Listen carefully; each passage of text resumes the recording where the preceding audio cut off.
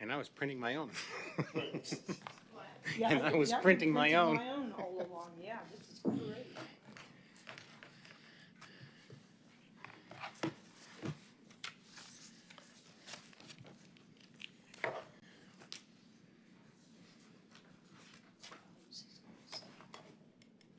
See if we can follow the agenda this time.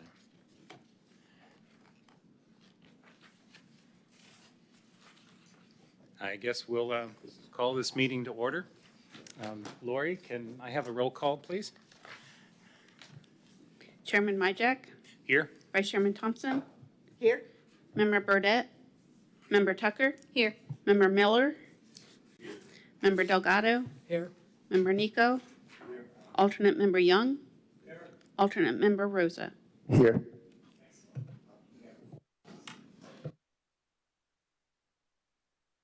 Now we can have a Pledge of Allegiance. Please join me. I pledge allegiance to the flag of the United States of America and to the republic for which it stands, one nation, under God, indivisible, with liberty and justice for all.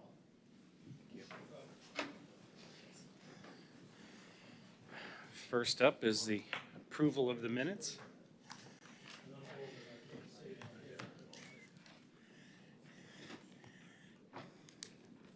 Anybody care to make a motion or so on the minutes?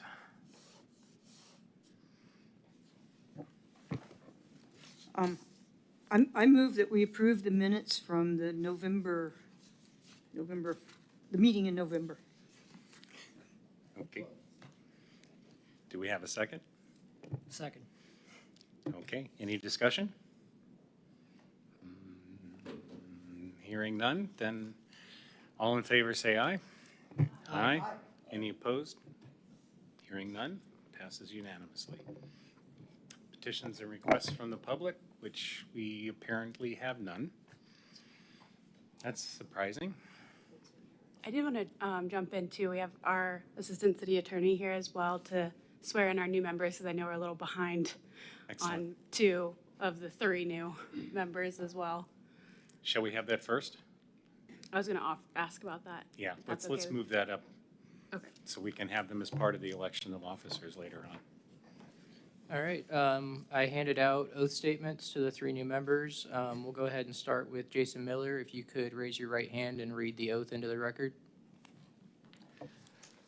I, Jason Miller, do solemnly swear to support, protect, and defend the Constitution and government of the United States and the state of Florida against all enemies, domestic and foreign, that I will bear true faith, loyalty, and allegiance to the same, that I am entitled to hold office under the Constitution, and that I will faithfully perform all the duties of the office of Titusville Environmental Commissioner for the city of Titusville, on which I am about to enter, so help me God. Sworn into office this 14th day of January, 2026. Thank you. And Mr. John Nico, if you could do the same. I, John Nico, do solemnly swear to support, protect, and defend the Constitution and government of the United States and the state of Florida against all enemies, domestic and foreign, that I will bear true faith, loyalty, and allegiance to the same, that I am entitled to hold office under the Constitution, and that I will faithfully perform all the duties of the office of Titusville Environmental Commissioner for the city of Titusville, in which I am about to enter. So help me God. Sworn into office this 14th day of January, 2026. Thank you. And Mr. Kevin Rosa, if you could do the same, please. I, Kevin Rosa, do solemnly swear to support, protect, and defend the Constitution and the government of the United States and the state of Florida against all enemies, domestic and foreign, and that I will bear true faith, loyalty, and allegiance to the same, that I am entitled to hold office under the Constitution, and that I will faithfully perform all the duties of the office of Titusville Environmental Commissioner for the city of Titusville, on which I am about to enter, so help me God. Sworn into office on this 14th day of January, 2026. Thank you all and welcome. Thank you. Thank you very much, and welcome, all of y'all. This is going to be wonderful. We got a full house, and we're a very active group, and don't be afraid to jump in and say something, okay? Old people, too. I'm thinking of myself. Sorry. Yeah, you're looking at me. Okay, I'm not going to live that down. All right, I'm going to look this way next. That's okay. Just scan the room. Hey. Oh, am I? Okay, so wetland conservation. That's next up under old business. And, Oh, Mr. Chair, yes, ma'am. could I make a suggestion if it's okay? Sure. These wetlands discussions are really, they're really difficult and, you know, they tear up my brain. And I was wondering if, you know, so that we don't have to like break up or try to set an end to our discussion, I was wondering if it would make sense if we move item 7B and item 8A to go in front of 7A so that we can, by the time we get around to the elections and the semi-annual report, we're gonna be brain dead. And that way we can get these very important items taken care of while we're still semi-conscious. And then we can jump into the wetlands discussion. I have no objection. Everybody else, that sound good too? Okay, so we'll do elections first, then the report, and then we will do the wetlands discussion until we're dead. Actually, the report comes before elections, but I don't think it matters, so yeah. Either way. Either You want way. to work on the report now? We can do that. You call it. We have to make a motion, so Well, we gotta discuss it first. you have to have a second. Oh, are we, what are If we? you're going to change the agenda, yeah, we Okay. have to have a motion and a second, and then we can discuss it. All right. I'll Yes, sir. second. Well, you got to hear the motion. Are you making that motion? Motion I'm making is then we do these two items first before we do wetlands. Which item first? How about the election first, I'll second that. Okay, the semi-report? okay. Let's see, who we got up? I just have memory young. No other discussion? Okay, all in favor, say aye. Aye. Aye. Any opposed? Okay. I guess we have the elections. And then we will do the semi-annual report, and then we will do wetland conservation. I'd like to make a nomination. Okay, floor is open for nominations. I'd like to nominate Mike Myjack for chair. Okay. Is there a second? Second. Okay. Any other nominations? Please? I don't have a nomination necessarily, but I'd be happy to serve as vice chair. So if it seems like it's really just running the meetings in your absence, which I do a lot of in other settings as well, so I'd be happy to do that. But we're talking about the chair. Vice chairs and Nominations for one. one at a time, yeah. Okay, hearing none, I guess I'm the chair again. So now we need a vice chair. I would be happy to nominate Laura Lee.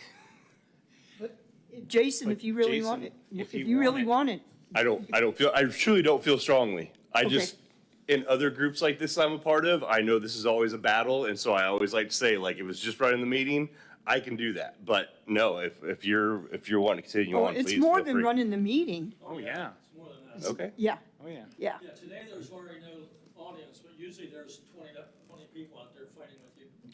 20, I'd be happy more with like two. 2. I was gonna say, this is the most I've seen at the two meetings I've been to, but yeah, no. If I might make a suggestion, we haven't had an official secretary or third person identified. So when I take off in the summer, the vice chair's going to be the chair, but what if the vice chair's not here? This says that the most, sorry. It would go to the most senior person, is what Yeah. what we elected to do. But we could bring the secretary back, is all I was suggesting in the discussion. Or you can just be the senior person after the vice chair. It can be the senior. Okay, I'm not going to touch that one. Any, we got a second to that nomination? Second. Okay. So any other nominations for vice chair? We can make it an interesting. Okay, I don't hear any. I guess you're elected. All right, that's 2 down. Is that it? That's all we have to do, right? I think so, just the 2 elections, right? Okay, you got us again, Lily. It's a semi-annual. Oh, you're asking. No, I'm good. Yep, tracking. Okay, we're gonna make some magic happen this year, all right? All right, let's go to the semi-annual report. And I believe we have a copy here. Does anybody have anything they would like to add? I do. Okay, please, go ahead, Laura. Okay, number one, there's a bullet that says recommended explicitly adding condominiums to multifamily ordinance requirements, and it's in there twice, so I don't think it needs to be there twice. Then the other thing I noticed, I mean, in addition to adding condominiums to the multifamily ordinance requirements, and that was for the tree canopy, we actually created 3 ordinances that we took to the city council.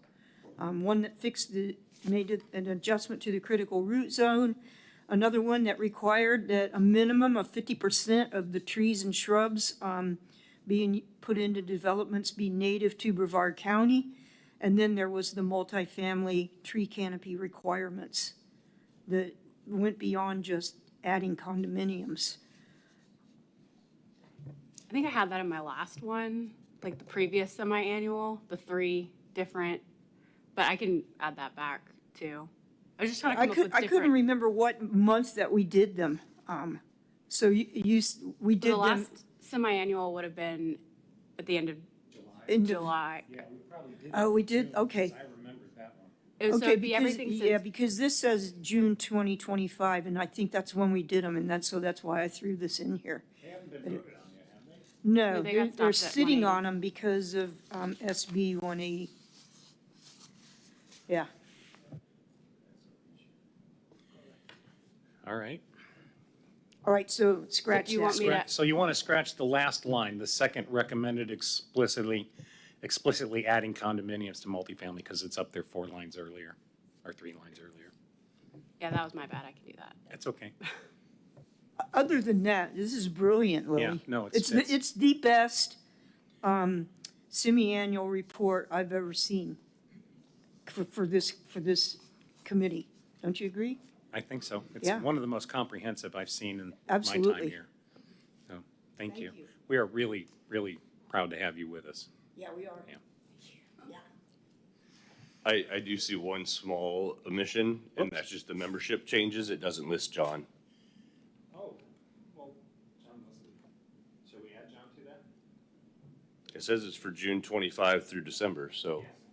Yeah, I think when I wrote it, he hadn't been voted on yet, so I'll add him too. That's a good point.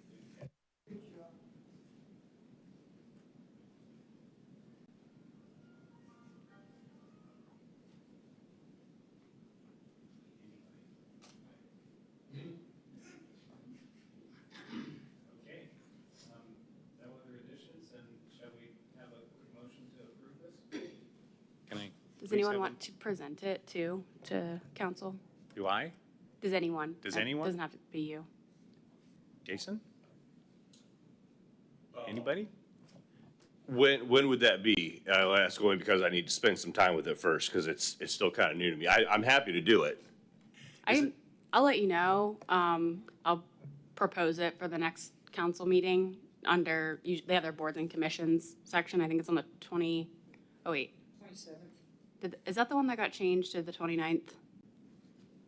I don't know. I thought One of we them were- towards the end had a weird, I'll have to check their calendar, but the next meeting, I can try and put it. If not, it'll be just the next one, but I can let whoever's doing it know when it gets I don't on. mean to put you on the spot. I just thought. No, I truly don't mind. Yeah, I'm happy to do it as long as I got a couple weeks to Sure. look over it and prepare Sure. for it. So yeah, I'm fine with that. Excellent, wonderful. Yeah, you would have a couple of weeks, and the good part is that it's right at the beginning of the meeting too. You Yeah, don't and then have you to can split. Sit there for 3 hours, or try to figure out what time to come in.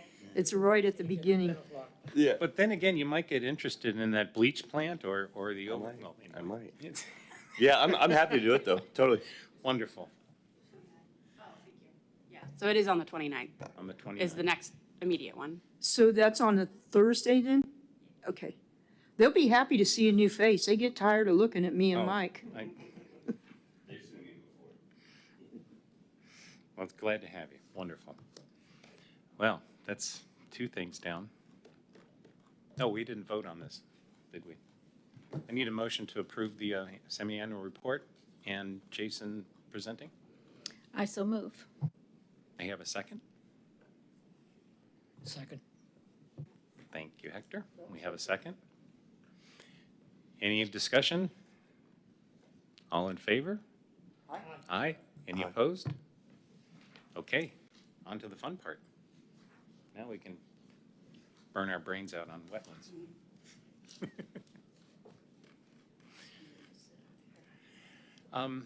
I think it might be advantageous if we ask Miss Mary Spar to come up and sit at the table so that she can interact with us more freely.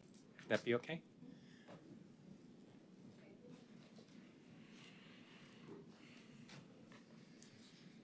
For those in the audience, Mary has many, many years of experience studying wetlands in the county and here in the city.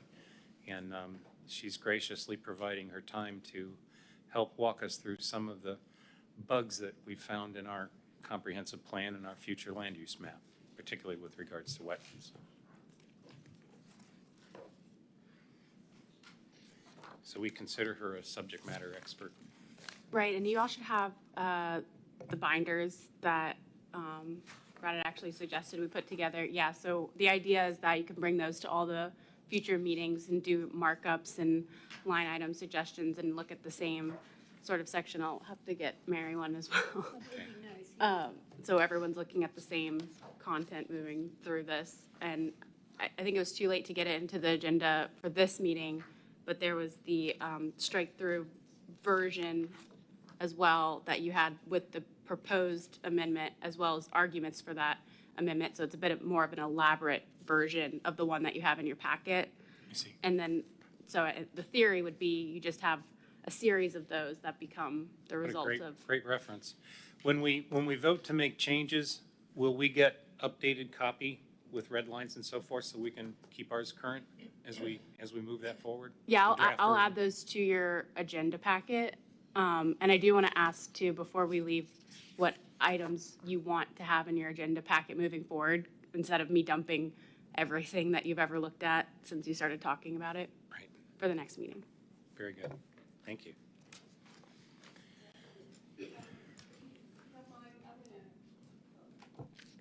Yeah, this technical stuff. Anyway, if you don't mind, I'd like to just talk for a minute about that comprehensive plan amendment. I'm not sure what I think what you have is this one that has all the motions. Is that right? And then you may have some comments from me. I believe you might. Do they? Looks like I got Okay, the code. I have some extra ones. I brought a ton of handouts just in case. I really didn't know how long we were gonna have, but, It's page 12 in your agenda packet. My exploding agenda packet. okay, so, what we have here is a really well-written amendment. And that's your doing. And what we need to do, as I see it, and let me know if you can't hear me, because I'll try to scoot up a little. What we need to do is TEC is coming up with amendment. And this is my opinion, it needs to go to staff because you're gonna be a team with staff. It's not just you, it's you and staff that's gonna be proposing the comprehensive plan amendment to the council first. Okay, so what you have is you have an amendment which gets rid of the main bugs, the main problems, which, if you'll remember, I don't know, can I ask, could we put a chair up there for Kevin? Good. Okay, yeah, I just want to make sure I keep looking, I look over there and yeah. Oh, AC, I get it. Okay, so, yeah, the main bugs in the policy as written are, one, it is not consistent with the main wetlands policy, which actually is strategy 1.6.3.2 in the conservation element. And that's the one that says that wetlands 5 acres or greater are to be designated conservation land use. So this amendment, before you put the strike through, allowed an applicant to submit a development proposal, a comp plan amendment for their particular project that would have wetlands 5 acres and greater taken out of the conservation land use. And if you remember those slides, I think they're in your packet, that Michael made about Park Avenue subdivision. They originally proposed that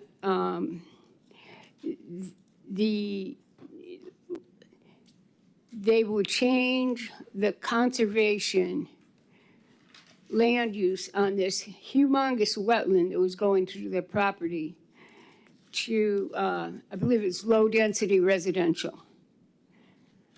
And the council okayed it, but when it came back, the state even didn't blink. When it came back to the P&Z, guess who was on the P&Z? The former city attorney who had been the city attorney for 40 years. And he did not like it because he knew it conflicted with strategy 1.6.3.2, and the applicant started getting real nervous, and he decided that he would just go ahead and do it the way Dwight Seavers wanted. And he did. And it came back, and they had the conservation in the right place, this huge wetland. They had the low-density residential in the uplands, but they could keep the PD zoning, because zoning is different from land use. Land use is the overarching category, but zoning is much more detailed. So we got that. The amendment fixes that bug. And the other thing is that I think we discussed that there's been a change in the state of Florida on the water management district, St. John's River Water Management District, and just the general tenor of how Florida handles its conservation lands. They're not really looking at these conservation easements to necessarily be permanent, or even some of these conservation lands. Some people don't. The Water Management District has been persuaded, when an applicant comes up and explains that they would like the conservation easement removed, they would say, well, okay, now they haven't done it very many times, but we do not want to take a chance of having a huge wetland changed to a different designation, and then the easement taken away because the conservation land use is the only place where you get that 1 unit per 5 acres residential density limit. So we fixed the bugs. In my opinion, it looks good, but I do have some comments. And Lily and I were talking the other day, and she asked me, you know, well, she told me what she thought, and I totally agree that, you know, you can format the presentation of this a little better. So I had her send out that you should have in your packet the amendment and then some comments on it. Do you have that? Yes. Yeah, does everybody find it in their, do you have it in your binder? No, I don't. You have it in your, you have it on your, yeah, I have extras, and if you, do you have it? Huh? It's in our packet. Oh, it's in your packet. It's Well, I'll tell you it's what, page 12 of the packet, but Lily can take these up, and whoever needs like a them hard copy. can go ahead and take one. And, I'm sorry, I don't know your name. David? Okay, David. Oh, you have one? One more. Okay, I mean, do you have a paper like that if you want? Okay. Okay, she can Or give one to email you. it. Yeah. Did you get an email? I'm Mary. I live in Cocoa, actually. Well, I've just been here for a long time. I got it in email. Pardon me? Somehow I got it. Yeah, this one was email. You're on the I've been around. Can't tell you. Okay. Sure. Okay, so we're gonna go through the purpose, which amendment aims to head off potential problems resulting from the fact that conservation easements are no longer guaranteed to be permanent. And also it eliminates the existing conflict of future land use element policy with conservation element strategy 1.6.3.2.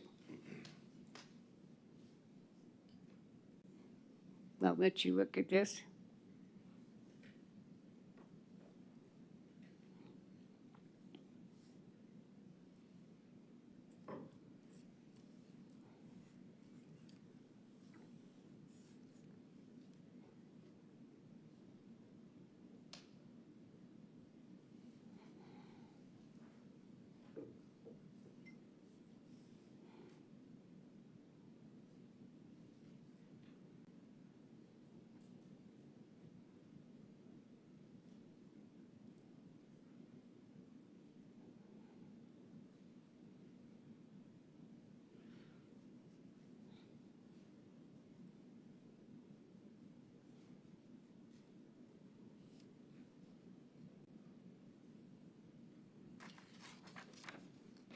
So this sounds like a set of arguments for and against the amendment change that we talked through last meeting, essentially.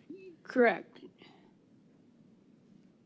Well, I'll wait till everybody's done digesting it, make sure we're good, and then we'll talk. Yeah, I was ready to jump into fixing the flume.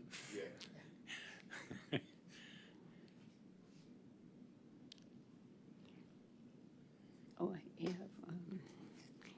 I have support. What now? So I guess I'm a little confused on where exactly we are right now. Like, we have this proposed amendment. Right. Are we not just prepared to go forward with that I proposal? think we're going forward with this. Right. And I think we're going to correct the other half of this, the flume changes. Is that not correct? Do I misunderstand? Where are we going next, Mary? Can I say something? Oh, okay, yeah, this is just a first amendment. Right, we've Yeah. dealt with this. Okay, but I have something to say. Okay, please do. Okay. Personally, I'm good with it as is, but I'm not sure staff is. Okay, And that is because there's a long convoluted history of how to handle the small wetlands. Should they be in conservation land use? Can somebody just take theirs out if it's less than 5 acres, which I believe staff thinks they can? This amendment as written does not, if they're going to preserve the wetland, seems to say, no, they can't just take it out, and if they're going to preserve it, they got to leave it in conservation. Right. It's already This- conservation, right? It may or may not be now, depending on how the conservation land use is delineated on the map. So in Well, I thought in the question- 2019, I attended the tree team. We decided that we were going to get practical and attend some of these meetings with some of these, projects. The first one we attended was a very long meeting. It was a P&Z discussing Brooks Landing, which is up north of JJ Road. Well, the citizens that lived around there were quite up in arms. And one guy was very smart mathematically. I mean, he had all these figures down. He figured out how many units the developer of Brooks Landing should get. But then your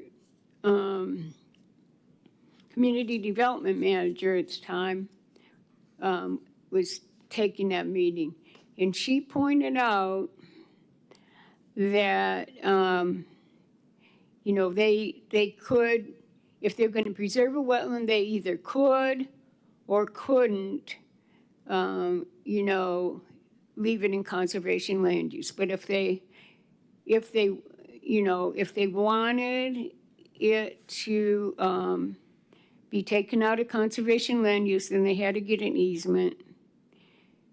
And there was a question about whether the water management district would take an easement on some of these small wetlands. And so I really don't know what happened, but basically what she was saying was, if you take it out, if you leave it in conservation, you're stuck with that one residential unit per 5 acres. If you take it out, and let's say you have a 3-acre wetland there, which they had some that were nearing that size.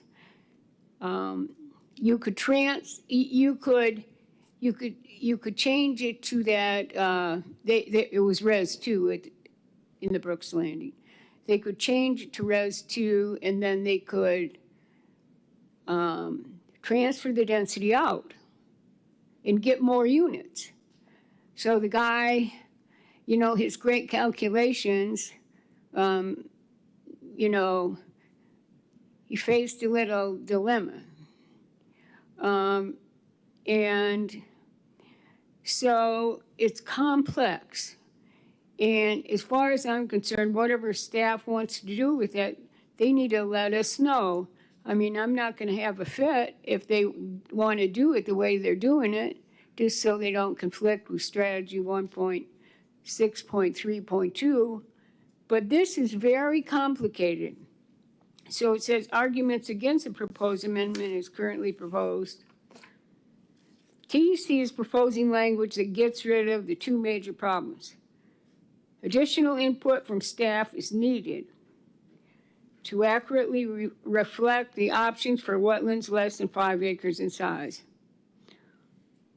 Now, additional input from staff, because they're the ones who know what's going on, and we got to work as a team. It says, although TEC will be focusing on major inconsistencies and confusing language, it is prepared to work as a team with staff to get the minor details exactly right. So in other words, we'll be glad to hear what they got to say. We want to work with them. They know what to do about this.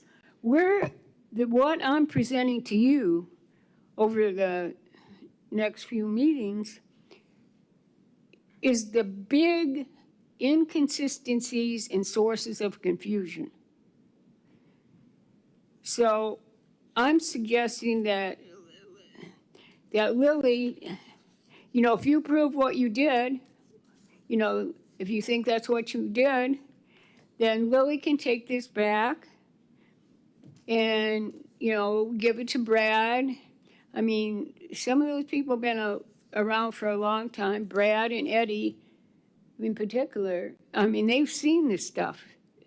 They should know what they want to do with it. If they want to make some caveats for smaller wetlands, do it. You know, we need their help. It's as simple as that. How does the St. John's Water Management District influence these decisions? Okay. Is there oversight by them? Not of the zoning and in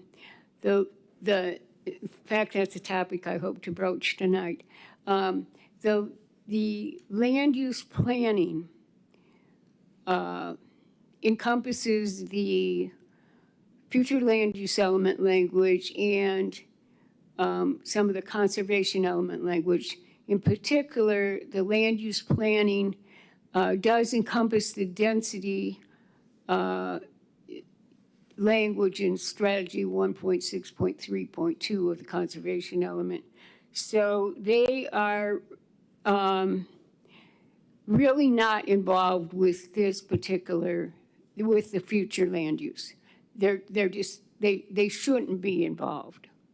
This is something that has to take place by the city, not the Water Management District. And we'll get into that. It's a really important topic. So everybody look forward to it. Can I say something? I handed out this to some people. I didn't have enough to give one to you, but you can have this.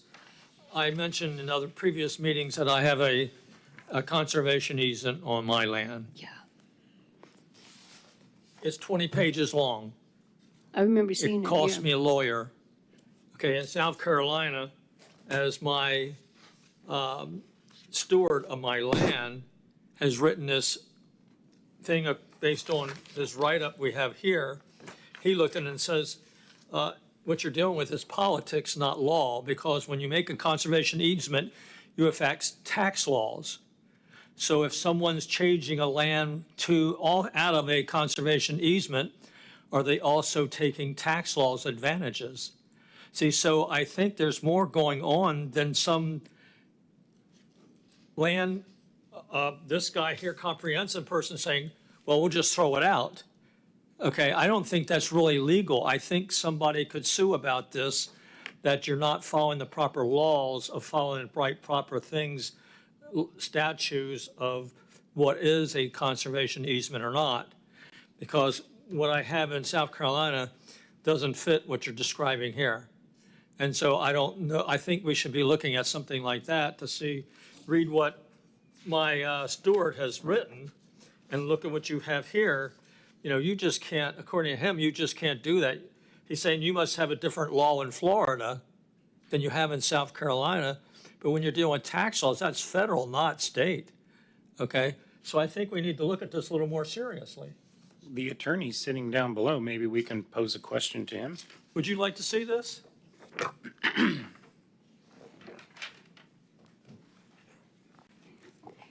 Can I make a comment? I was horrified when I found out that St. John's was taking away these conservation easements. That's not us, believe me. Not us. That is the state. And if the litigation that's going on now, I mean, the Split Oak people tried their best. I have backup information for this.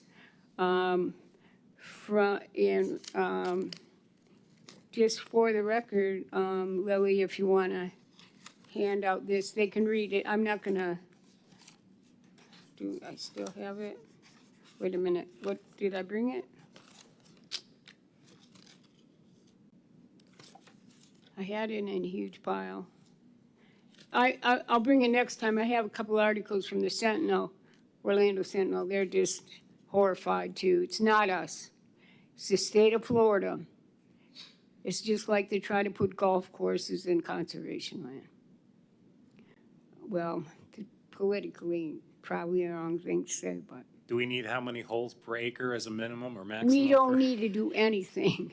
Oh, yeah, I know what you're talking about. Golf How holes, old- yeah. Yeah, golf courses, yeah, but we don't, that's not us.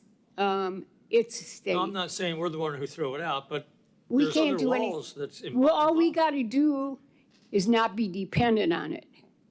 We Right. gotta protect ourselves from it, and that's what this does.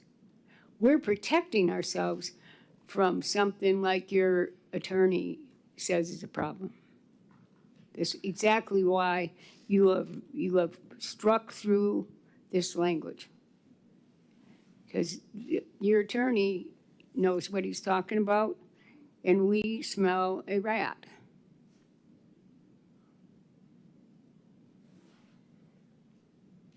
Did you want to comment?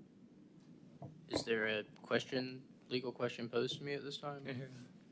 Is there a legal question posed to me at this time?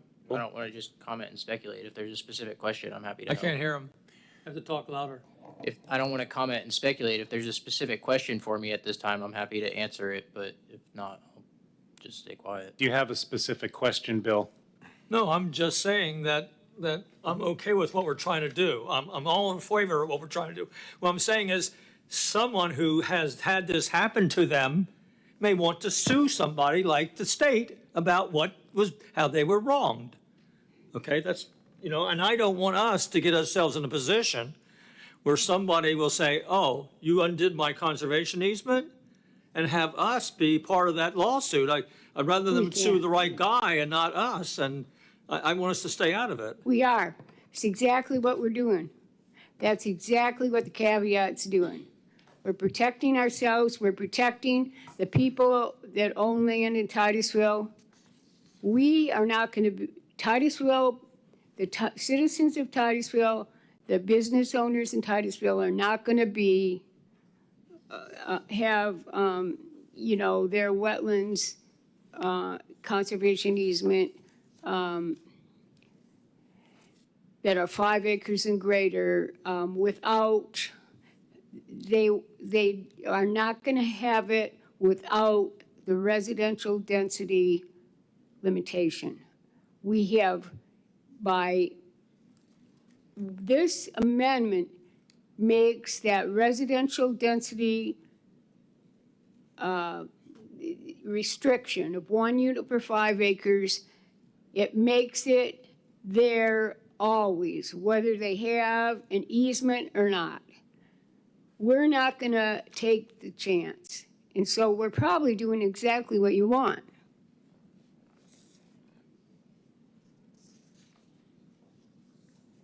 Okay, Mary, going back to, Move up.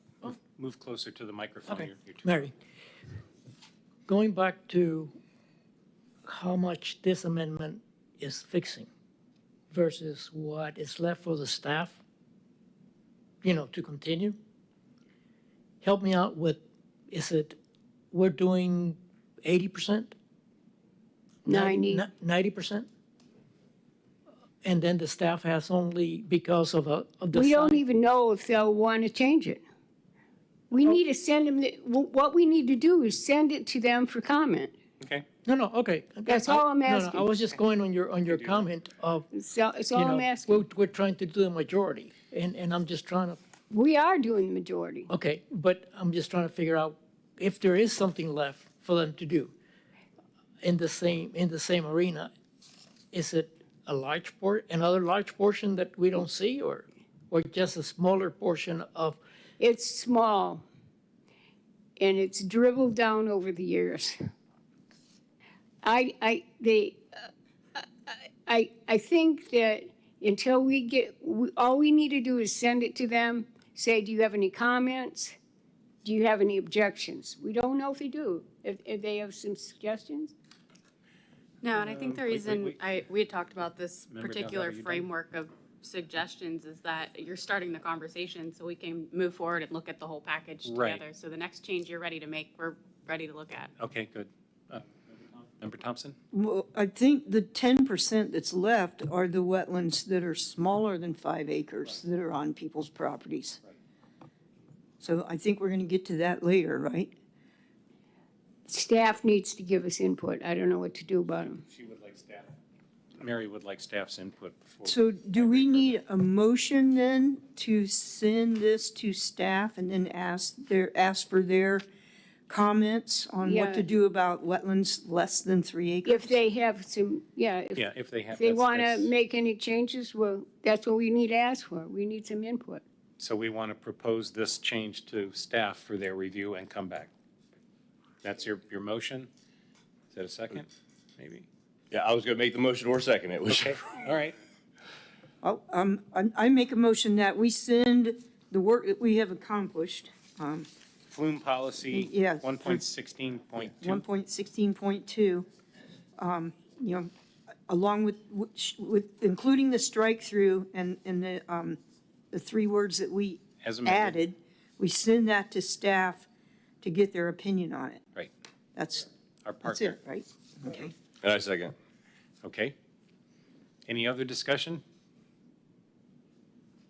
Would they also consider the discrepancy in the federal taxes and that issue, or no? Would they address that? It's not written in the amendment as we have modified it, but we can always ask and send along additional questions. But I think we should make this motion go first, and then we can certainly add to it. Anything else? All in favor, say aye. Aye. Any opposed? Okay, motion passes unanimously. Did you want to bring something up, Member Nico? No, I'm just listening right now and trying to understand more before I Okay. make all a right. statement or ask a question. Okay, so, yeah, turn your microphone off, so when I see your light on, it comes up here and says you want to talk, so Bill does this all the time.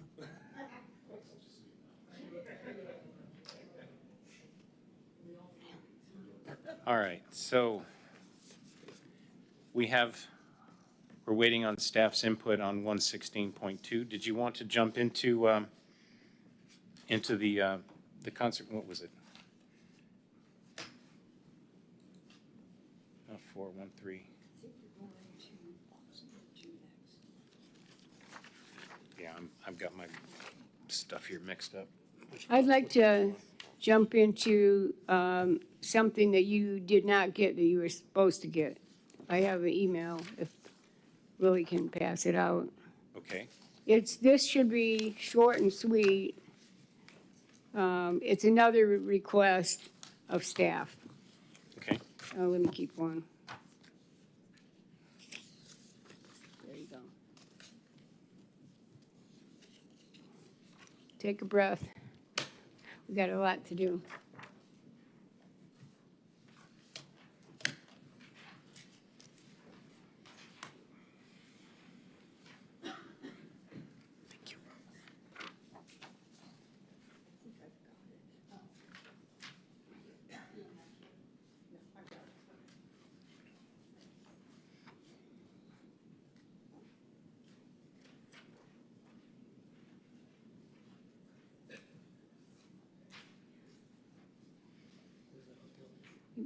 You go ahead and read this. It's supposed to be in your email, but slipped through the cracks.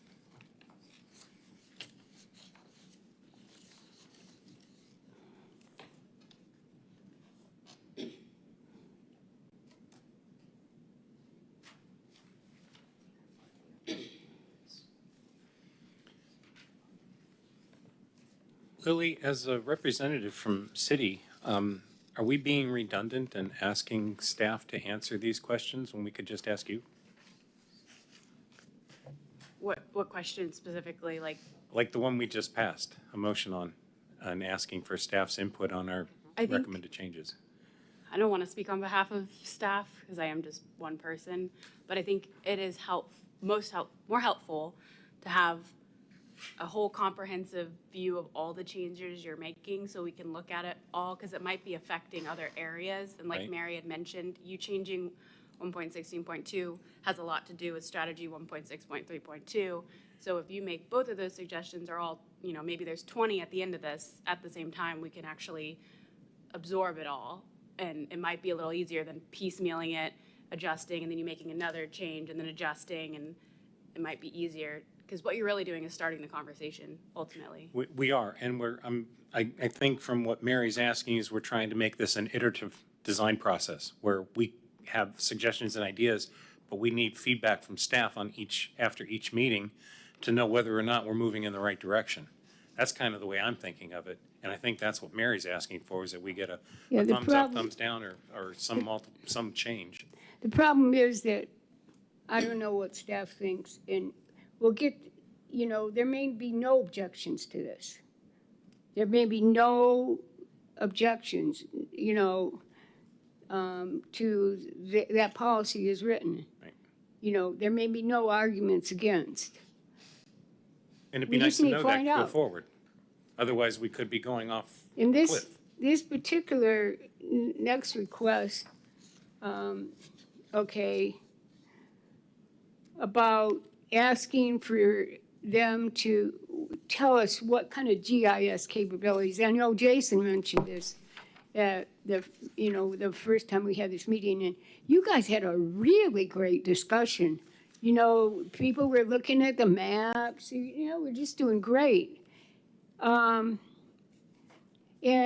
you really understand that box 2, even though I have in the new chart expanded it like Michael suggested to be, small or large properties. But we need to know before we continue with box 2, which I suggest you put on hold until you get some more information. We need to know what GIS staff can do. I got to say, I got an email this morning from the Geological Service, the United States Geological Service, and they had a couple new tools for finding, what the land cover was. And out of the clear blue sky, get the steam. Things are changing rapidly, and we don't know what our staff can do. Because if you remember the quote hotel, which I don't think John is aware of, but the rest of you probably are. The hotel was a property that was around 3 acres. Well, 2.86 acres of it was wetland. And you look at the map, and it looked for sure like it was connected to Blue Heron to the south. But the applicant claimed he couldn't go on the Blue Heron property and get a wetland delineation. So, what the heck? He wanted us to say that wetland, his portion being 2.86 acres, was not 5 acres, because only 2.6 acres was on his property. Now, does that make sense? Or does it make sense that the wetlands is larger? Well, staff was in a bind. It could do nothing. It had asked a different department for input, and it didn't get it. But it didn't ask the GIS. And I know Jason thought that there was really some good capabilities out there with the GIS. Our problem was we don't really know what staff can do. So here's an example. They could show us what they can do about getting an idea about whether when you have a small portion of a wetland on your property, whether that wetland is in its entirety 5 acres or greater. And so what I'm suggesting is you have Lily send back a question to to her boss to have him get some input from the GIS staff on what they can do. And give us, for example, the hotel thing. It's already built, as I think, some people are saying. So, we're not trying to attack the hotel parcel. We just want to avoid it in the future. That particular motion by council opened up, to me, Pandora's box. Because if we only have to limit the wetland to the size of the particular property owner, well, wetlands don't care about property lines. And we've said that in the last meeting. We wanted to look at the wetland delineation outside of the property, but one that, part of the property that's affected, to determine if that wetland indeed extended beyond 5 acres or not. That's the limiting factor. In the past, my understanding has been that our use of GIS needed to be ground truthed, because the imagery that we had was off by, give or take 30 feet, 10 feet, 3 meters, whatever. It wasn't ground truth until somebody went out there and looked to find out where the wetland plants and so forth live. Yeah. So I guess my question is for the attorney is, can we use something that may not have the precision of a few feet, maybe even tens of feet, as to where the wetland is? But I know our GIS indicates where wetlands are that extend beyond various properties. So can we, in our analysis of what is wetland and what isn't, can we disassociate the wetland from the property line for the purpose of delineation of a wetland? I would defer to staff on that one. That's not exactly a legal question. Yeah, that's me. That is we can ask, if I'm hearing you correctly, GIS to, Well, we'll go back to Mary's example. The Hilton had 3.6 acres. It had 2.6 acres of wetlands, but it was connected directly adjacent to 15 other acres of wetlands. do you consider a road as cutting off that adjacency? Because I looked into it briefly. It was a dike. I mean, if you go back into what it was all a wetland before they even put in the great outdoors. So this is just more piecemeal, nibble, nibble, nibble, get rid of more wetlands, as far as I'm concerned, because the wetland was greater than the 3.5 acres that they owned. Yeah, I'm seeing what Mary wrote about the, But my question, I think, is more legal, because what our ordinances say, they don't seem to differentiate or require that a property owner look at wetlands that extend beyond their own property. no, See, They and go out on that's the their- fault. their property and they do the That's, property line. and that's the fault, because the wetlands don't care where the property lines are, they grow beyond. But if let's say I have a 20-acre wetland and I cut it up into 5-acre parcels each, and each one gets 3.5 acres of wetlands, I can fill each one of those independently because I'm only looking at my little box. But the problem is water extends beyond. It affects the lagoon. It affects our drinking water, our water resource. These things go beyond just a property line. And right now, we're associating wetlands with property lines, and I think that's a fallacy. Well, can I comment? Please, anybody. I'll comment. I don't think staff wants to do that. How do I know? I'm reading what staff wrote. The wetlands on the subject property are adjacent to and appear hydrologically connected to the wetlands on the city-owned property to the south. Combined, the entire wetland on and off the subject property has the potential to be 5 acres or more in size. So what I'm thinking is they, at the time, did not ask GIS. They asked another department.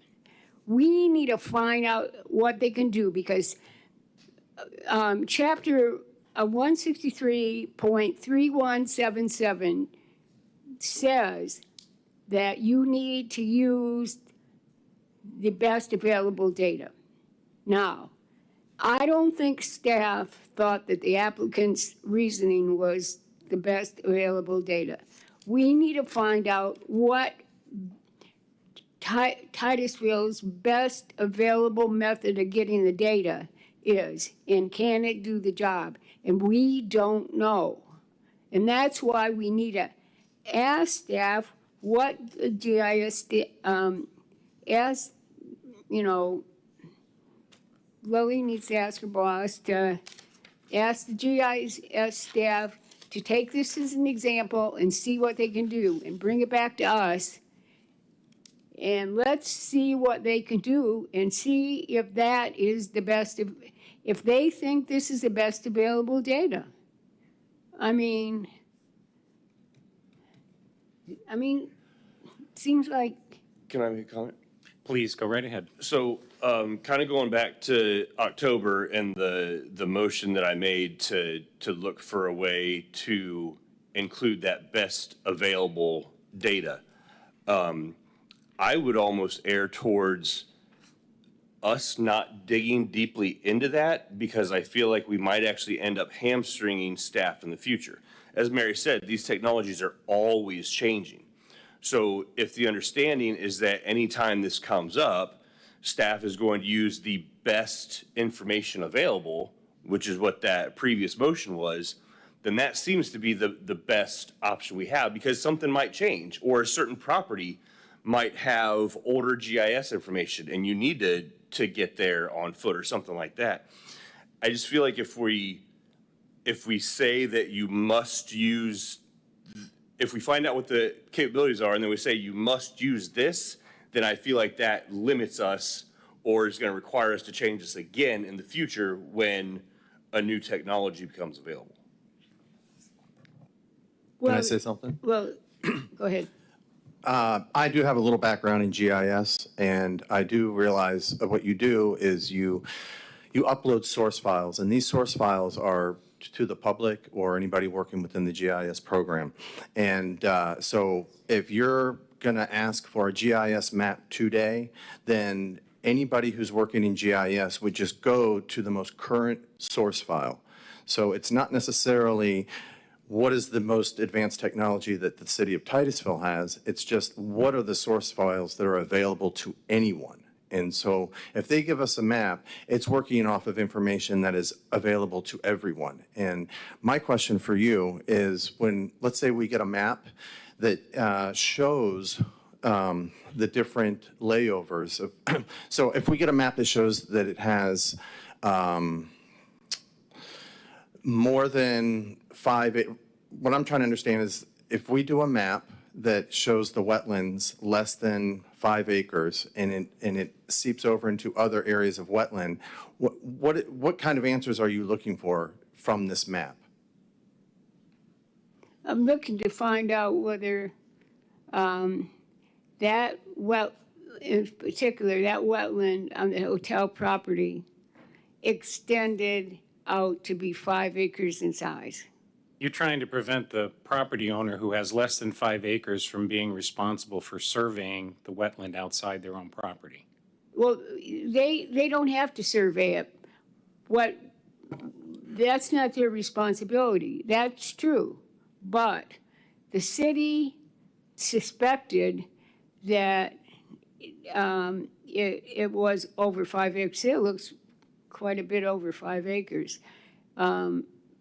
What we need to know is, can you do this, or do we have to be hamstringed by some rationale All right, from let me see if the I can applicant? bring this part of it to a closure. The GIS stuff is anywhere from 98% accurate down to 70% accurate. Okay? So if you first look at that at a 70%, we're close, and the wetlands extend well beyond 5 acres, even with that GIS data, you're within the error range.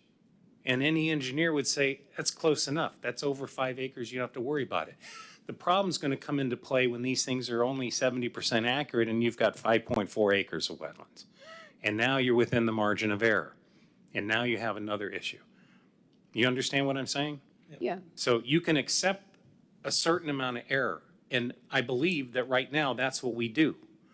we validate that error by actually having people go out and ground truth it. Well, we can ground truth the property that the person has responsibility for, but I completely agree with you that we could use GIS to determine whether the wetlands, the topology, and the soil types and the habitat types, which are well documented in our county, probably better than most counties in this state, that is as accurate as it's going to get for now. And for the purposes of calculating 5 acres or more, I think is more than accurate enough. But that's the question I think you want us to ask of staff.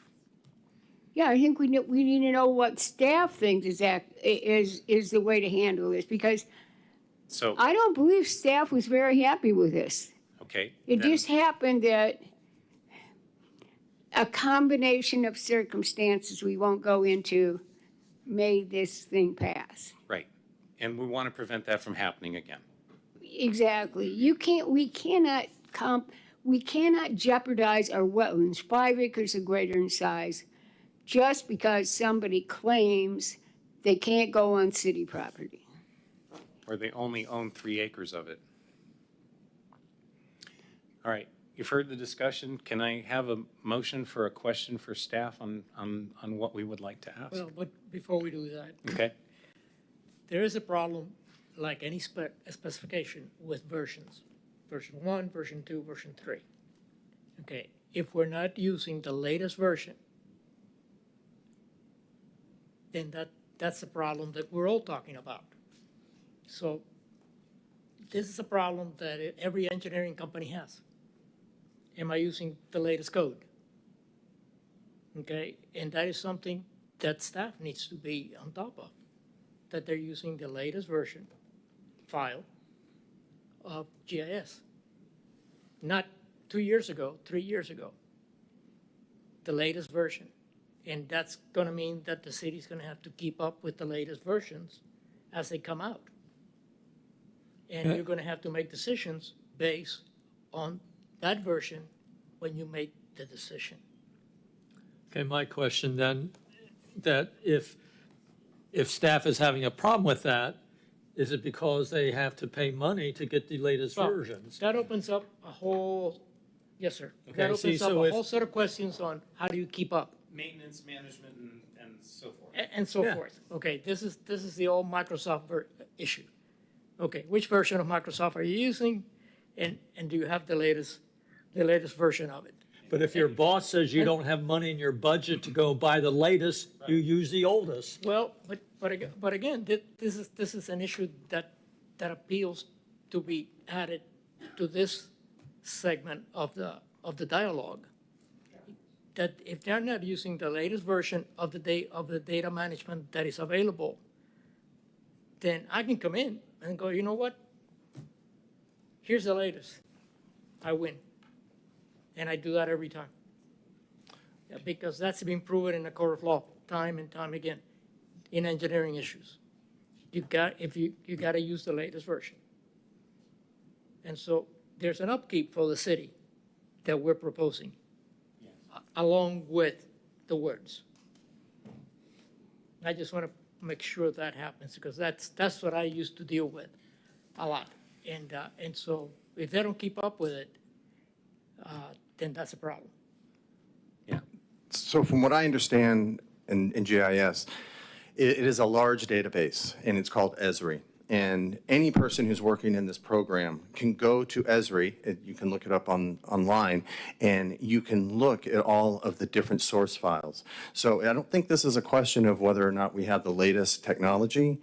It's just a question of our GIS person knowing to go to Esri, which is the large database, and selecting the most recent files. Okay. Member Thompson? I'm ready to make a motion if there's no more discussion. Well, we have discussion after a motion always. Okay. So I make a motion that Lily posed a question to staff. Can the latest version of GIS mapping show that wetlands combined on 2 properties are 5 acres or more? Second. I'm not sure I understand the on 2 properties. It just Or has to extend beyond the existing, beyond the proposed, right. So how would I word that?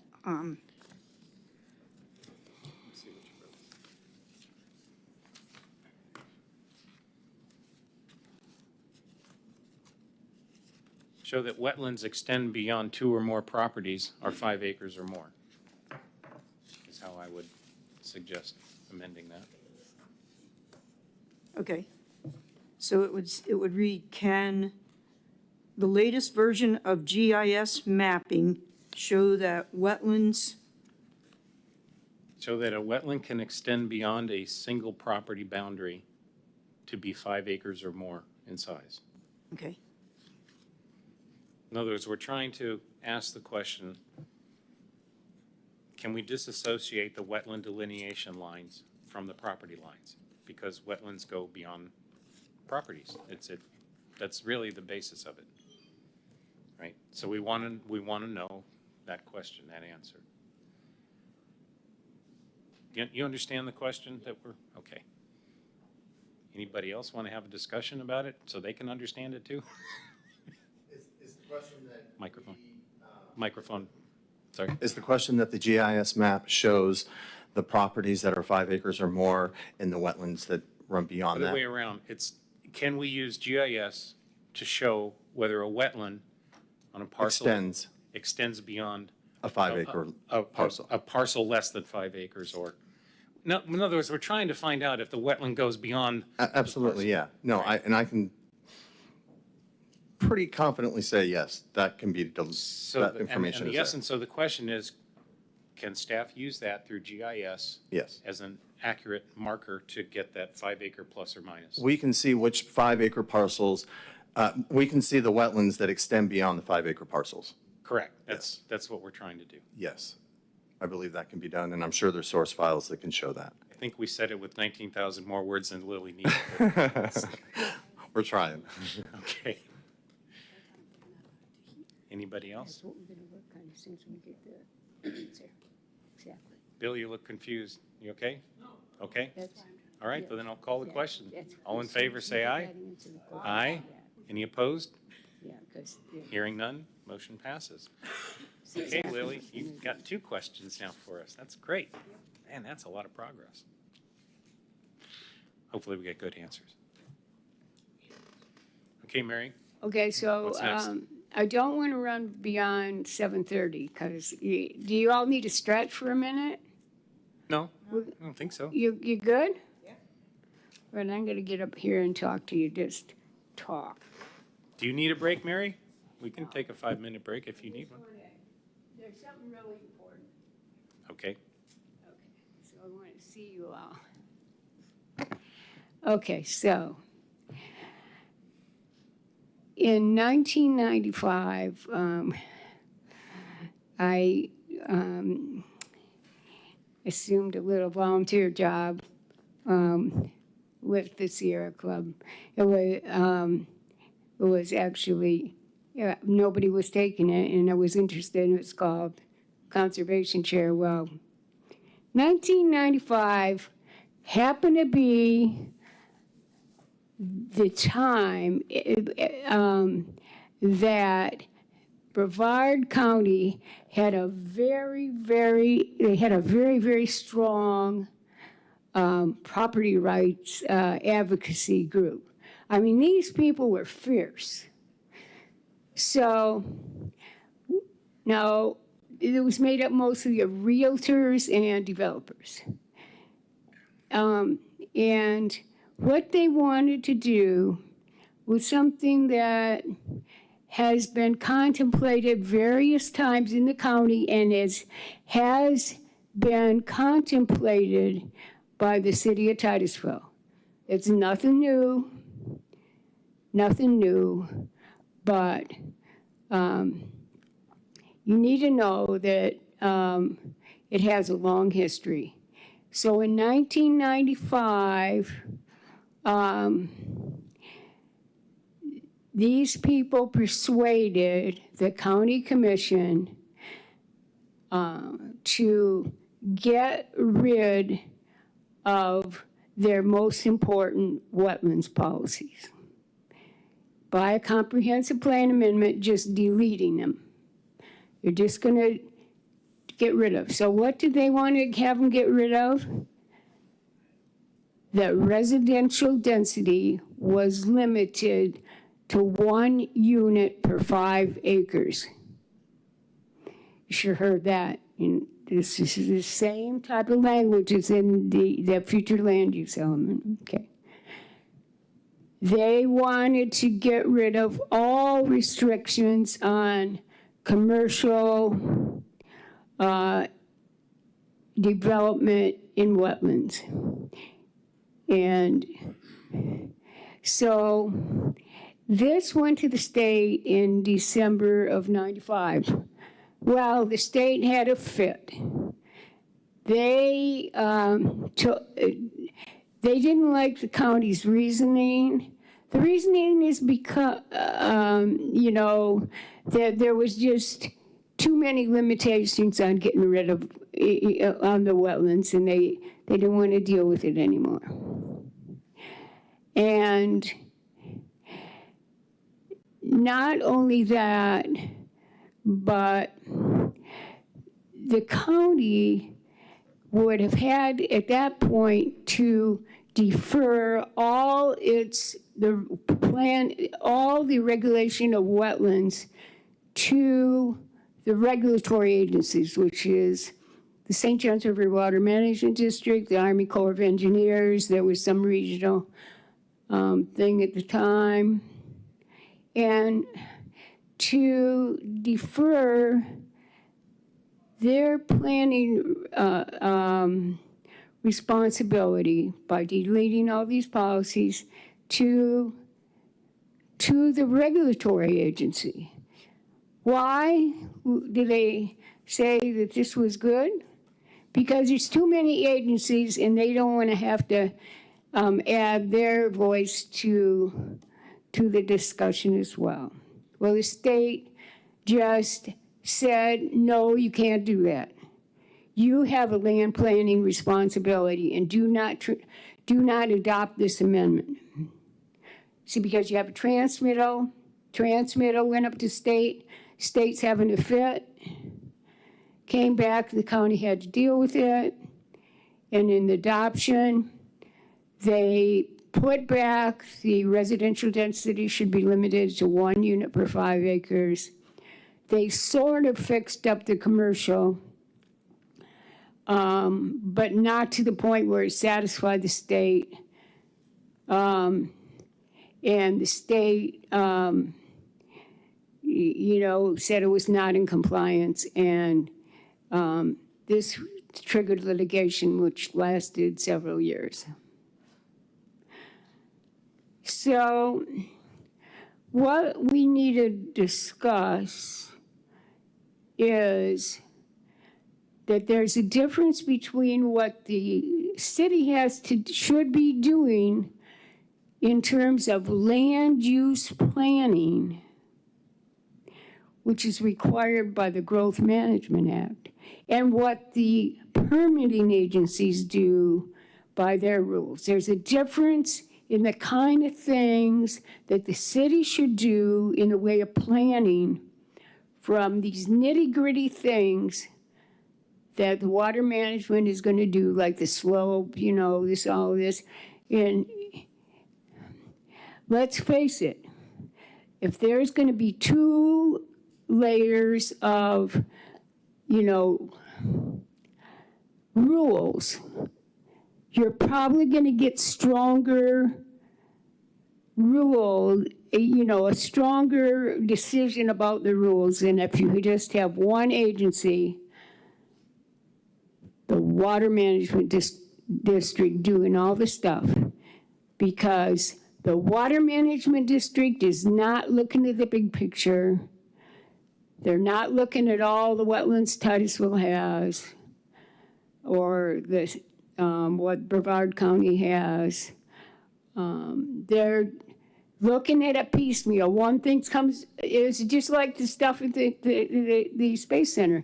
You know, you got one project and then the next project and the next project, and they're not looking at things in the big picture to try to prevent some, you know, that things accumulate.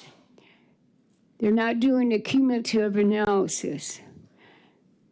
And land use planning is the overall way of seeing that things are done right. It is your comprehensive plan. It's your comprehensive plan, and then the subordinate ordinances. And that should team up with what the water management does in terms of all this nitty-gritty stuff that's very technical that I might not understand, right? So what happened in 95 was the water management district itself was outraged. They sent their representative to visit each commissioner and tell them what they thought. And not only that, they sent the county a paper, a position paper that the board adopted. It was written by somebody called Margaret Spontak. And this particular time, stuff was done by fax. You know, so I got this thing at McCrory's, you know, the dollar store in Meriden.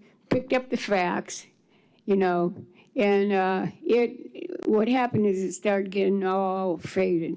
So I called the water management district, and they faxed down something from the file. And somehow that was much better. And so that's what I have for you tonight, to look at one page of that so you can find out what's the difference, because we have to understand the difference between land use planning and permitting. So I'm going to have Lily hand it out. Okay? Do you have a question? Okay. Make it so. All right, Lily.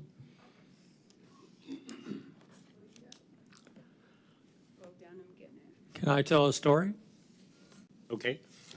I came to Florida. My dad brought me to Florida in 1953. Is it a good story? I don't know. You can tell me. So in 1953, I was a kid. Okay, so when I went to got to be 18 and went off on my own, my dad says, I listened to my dad tell stories.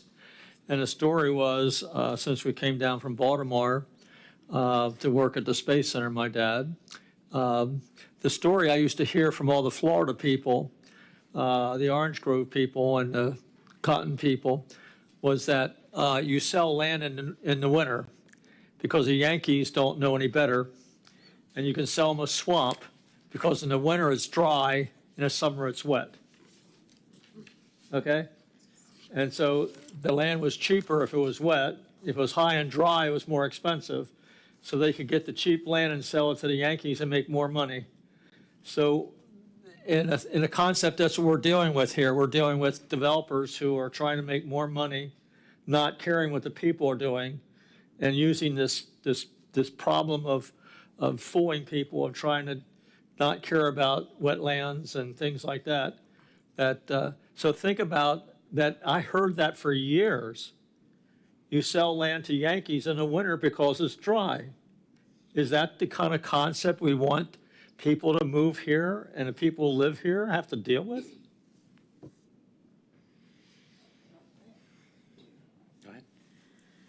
And so, you know, what we got here in Titusville is topography that is unlike any of the rest of the county. Right. We have very dynamic topography here that's made up of ancient beach dunes with wetlands in between them. And most of the high and dry stuff in Titusville has been developed. Yeah. So what's left are mostly one large, huge wetland system on the west side of town that's been bisected by State Road 405, Singleton Avenue, and Harrison Street. And I-95. And I-95. Right? Yeah, the place where the water from the wetland should go Right. is cut off by I-95. Right. So this And we is what put a we're dealing with. 5-foot diameter drain right in the middle of it that comes out into the Indian River Lagoon. That's right, yeah. So we're funneling the water from the wetlands to the Indian River Lagoon. But what we're dealing with now, and you know, we did it with PD South, and now PD North is coming up. These two pieces of property that are at the intersection of Singleton and State Road 405, they're like the last big pieces of property that's high that are left, you know, and so what we're doing here now is trying to protect these wetlands. They're really important for flooding. We just saw what happened when we get a lot of rainfall in a short amount of time. People's homes were flooded. I mean, some of them are spending hundreds of thousands of dollars trying to get their homes put back in order just from a rainstorm. Right. And so we don't want to keep filling in these small wetlands or part of a wetland that's only 3 acres on one piece of property. Because when you fill that wetland in, the water that it was absorbing is going to go somewhere else. That's right. So this is what we're dealing with. And I really appreciate Mary's time and staff's time and all y'all's time, because this is really, really important for these large conservation areas on the west side of town and their relationship to the flooding that's only going to get worse as time goes by. Thank you.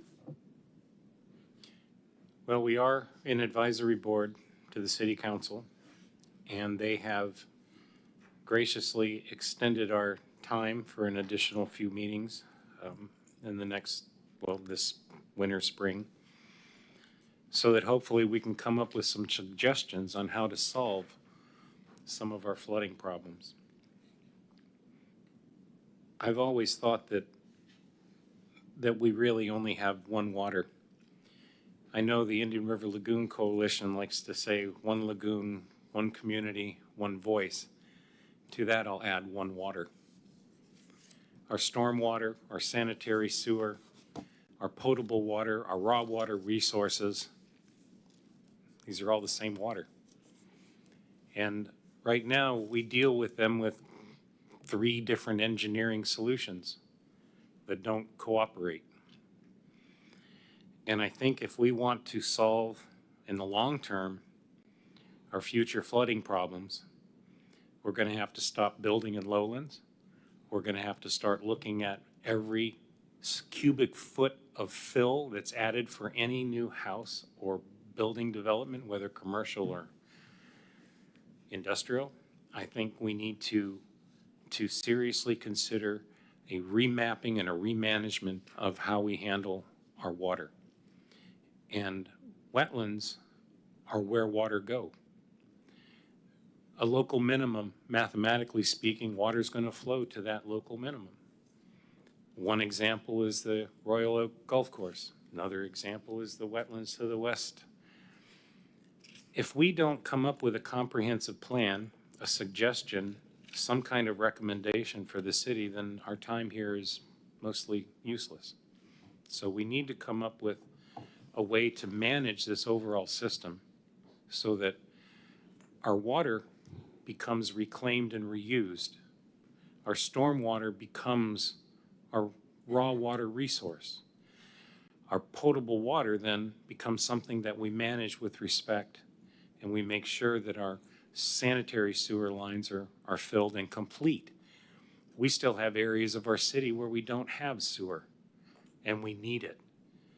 We have people that in the next 5 years are going to need septic upgrades, and we won't have the capability to provide them an alternative, and I find that to be abhorrent too.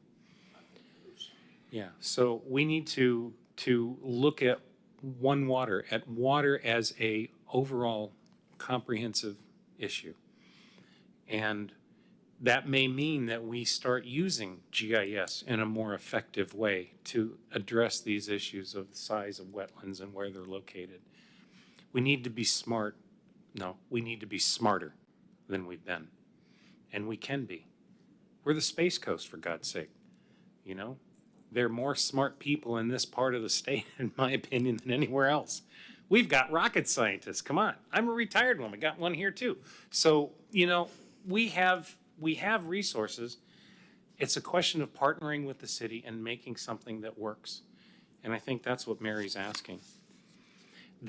I heard something at City Council the other day that talked about, you know, a couple of people came up to talk about the flooding that they had experienced. And the city was saying, well, it's just a 1 in 500 year event. 13, 15, 16 inches that we had. Within 1 month of that time, there was 48 inches of rain in Port Pagoda. And there was another 32-inch rainfall on the southwest side of the state. These heavy rainfalls are going to be more common. We have to stop thinking of a 500-year 2% chance, because that percentage chance is rising logarithmically as the atmosphere heats up. And that means there's more moisture stored in the atmosphere. That means there's going to be heavier rain. And that means we need to do something to figure out where we're going to put that stormwater when it comes down. Not in the future, but as it comes down. And right now, we're woefully inadequate. I know we have a stormwater master plan going into place, but it needs to also incorporate all of our water resources. We have to look at it as a whole system. And I hope that's what we're getting to with this. Okay, well, let's jump in. If you look at the cover page, you can see what this is. It actually had a 1 1/3 other, parts, other pages to it, but I just decided that we needed to get the basic things. Okay, so then we have the other side, which, obviously it was, facts. And if you can, let's go through this. If you can just read the first paragraph and then look up, and then we'll know that you've read the first paragraph, and then we'll talk about that for a minute.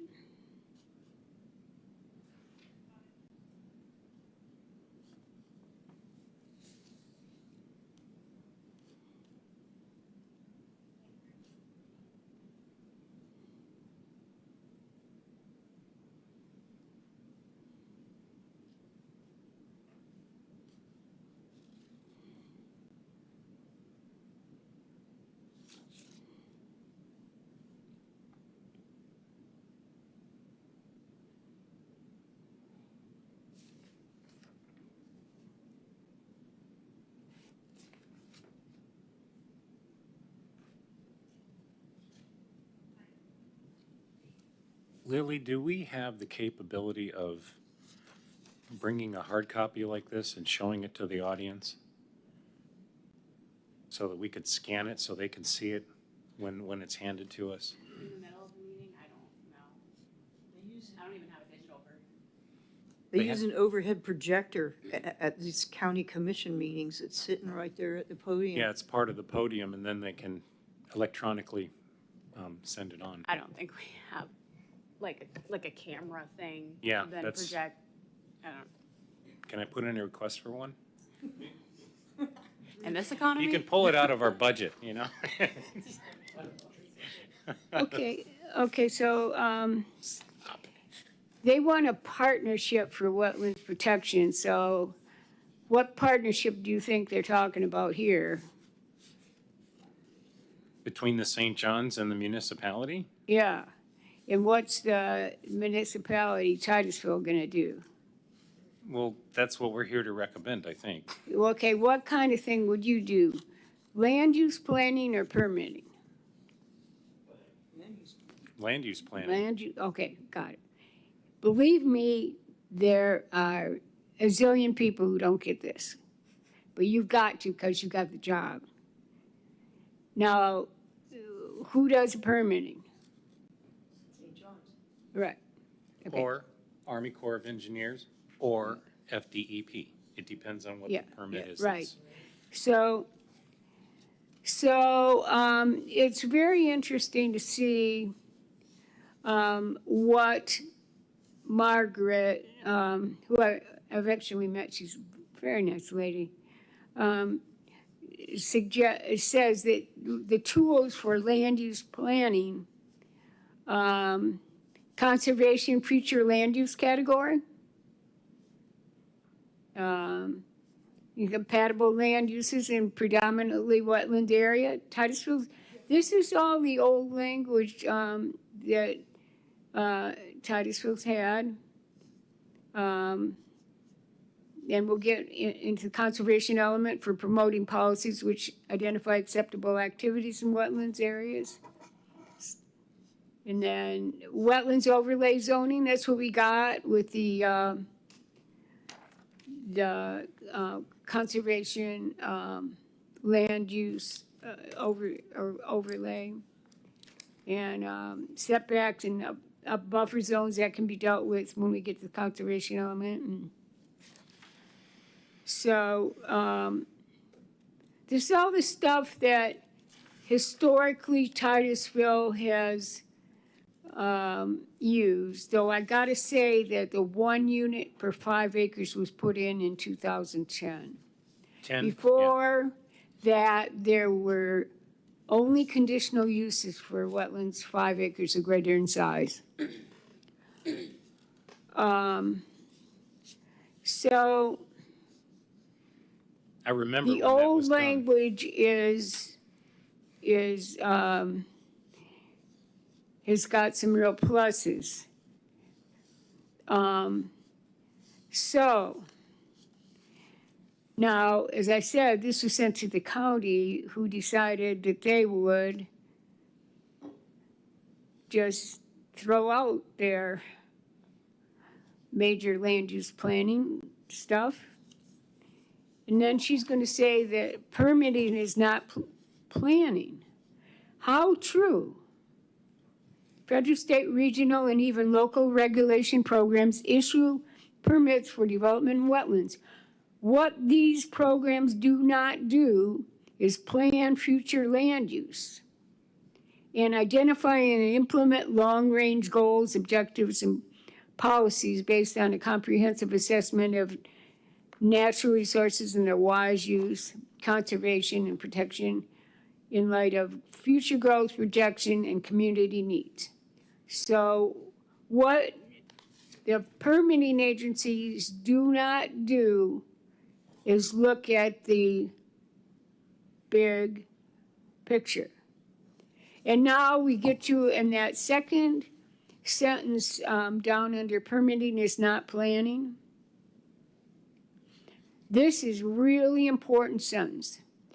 It is a losing proposition to attempt to achieve proper land use planning through a regulatory program. By the time a developer requests a permit application, it is too late for planning. All that can be done at this point is to minimize the negative impacts as best the regulatory agency can. And then she says the burden has been passed on to the permitting staff rather than dealt with as a land use policy and a natural resource protection policy and the comprehensive plan and implemented through local government land development regulations.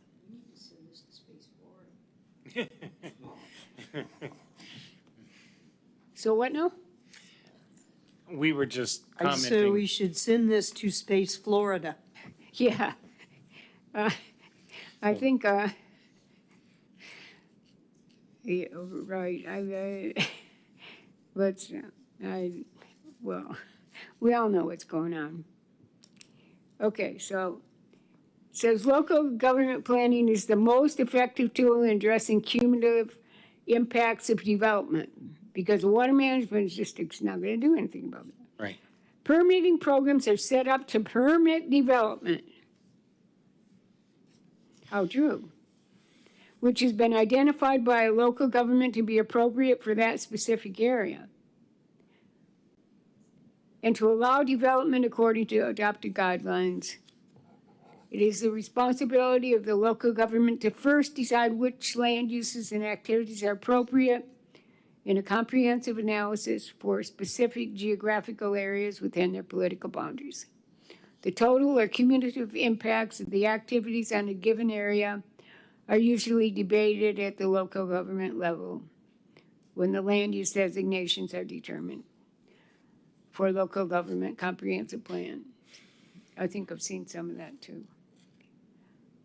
Okay, so Margaret makes her point. Everybody get it? Now, we're going to jump to Titusville. Like I said, the county made some changes, but not enough to satisfy the state agencies, so we got into a legal battle which lasted quite a while. So now we have 20 minutes almost, and we are going to start a very important thing we need to fix in the future land use element, and it is the last sentence in policy 1.16.4. I'm jumping on the chart to the fourth box, the last question. So I'm going to have Lily hand this stuff out. And it's probably what you might be shocked to find out. It's pretty. Okay, this should be about enough. Talking about this one before? Is that a future land use Your- policy or Yes. conservation Your element? fourth point of confusion on your, Future land use policy 1.16.4, Okay. and I've copied it out. This is a very problematic little policy. But we're going to tackle the first problem, which is the last sentence first. oh yeah, the very thing she said wasn't working. So guess what? All I want you to do is read the last sentence in flu policy 1.16.4 and see if you think it makes sense. It's about wetlands impacts.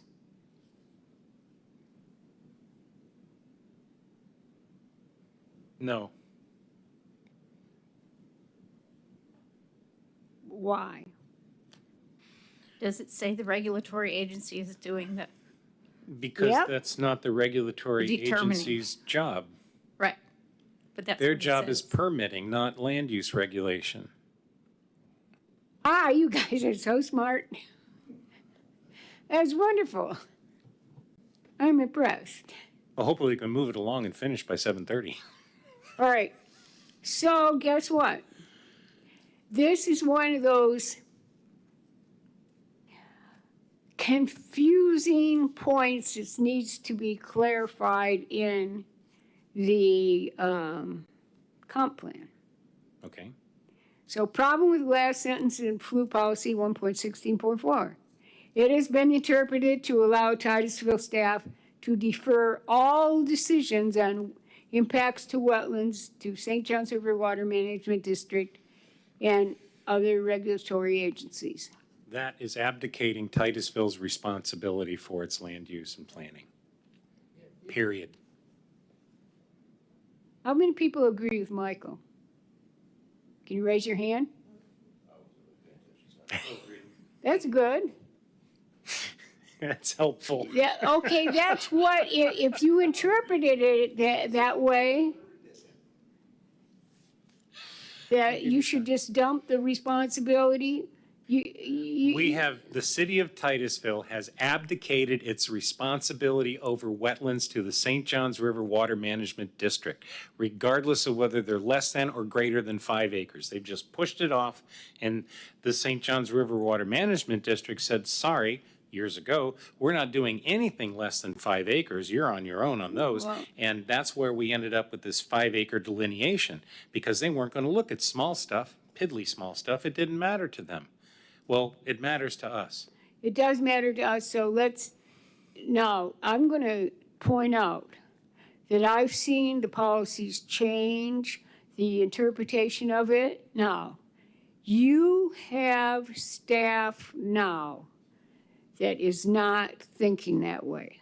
They are thinking of their land use planning responsibility. You are working with good staff. Now, so we got a chance to get this cleared up. But there was a very bizarre incident in 2020, and I have an excerpt from it. This is, okay, what has happened, both in the county and in here, what's been tried, this little trick they try is, okay, I'll get my permit, then I'm gonna show it to the local government, and they can't do anything about it. I got my permit. They're just gonna have to accept it. N-O. Not acceptable. It's NA. But what happened is in 2020, there was a project that, you remember that Titusville, maybe I shouldn't say this, but Titusville, had a need for more development at certain points in time. And, there was pressure. There's pressure on, people to make this happen. I mean, so this bizarre project, it was decided that the applicant, whose name I've taken out, should go to St. John's, get their permit to fill in the wetlands, and then go ahead and tell Titusville that you would like the land use changed from something you could do in wetlands to something you couldn't do if the wetlands weren't filled. I'm not sure I understand.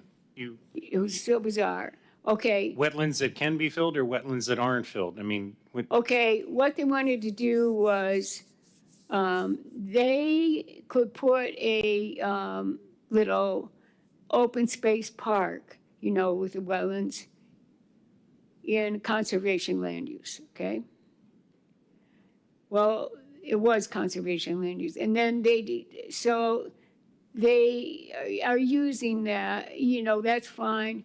But see, what they did was they went to the St. John's, they got a permit to fill it in because St. John's not,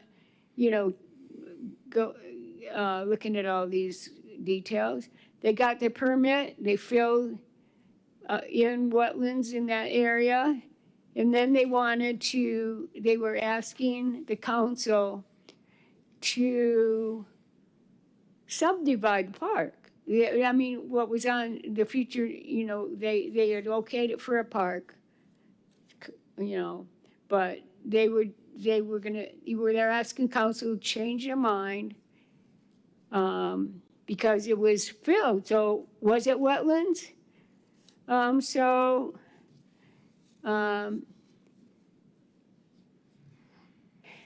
if a wetland's filled, they were claiming that that was no longer a wetland. So, they didn't have to deal with conservation element policy 1. Well, actually 6.3.2, or in the limitation on residential density of 1 unit per 5 acres. So what happens is, guess what? The P&Z chairman is Mr. Sievers. The P&Z chairman was a Titusville city attorney for 40 years. Not a good person to argue with. And Mr. Quintas, I don't know if I'm pronouncing that right, because I always called him Gabriel. He was a respected Titusville planner who no longer works for the city. I actually liked him. He's a good guy. He tried to do the right thing, but sometimes he didn't know, in my opinion, what the right thing was. So Chairman Sievers asked the applicant how he got a permit from the city of Titusville to fill the wetlands and destroy the trees and vegetation when he did not have the land use and zoning. And Chairman Sievers asked the applicant if he received a permit to fill in the wetlands before changing the land use and zoning. And rezoning from the park to the Increased density. the residential. And so this guy says they received a permit from the St. Johns River Water Management District and the Army Corps of Engineers. And Mr. Sievers is getting a little bit huffy. And I don't blame him. He actually apologized, because he's getting all worked up a little later in the meeting. It says, Chairman Sievers said he does not care about the St. Johns River Water Management District because they do not control, guess what? Land use and zoning. In other words, they're not doing the land use planning and the zoning. Now, in the bold, I have what you need to read first, just the bold part.